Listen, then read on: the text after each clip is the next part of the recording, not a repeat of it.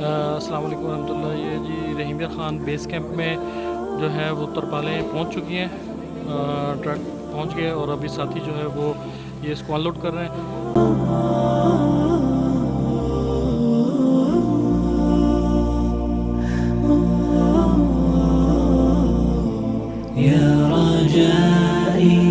ये माशाल्लाह 50 मन खजूर जो है कोल्ड स्टोरेज से रहीमिया ख़ान बेस कैंप में पहुंच गई है अल्हम्दुलिल्लाह 156 कार्टून जो हैं वो इसके आए हैं बिस्किट्स के।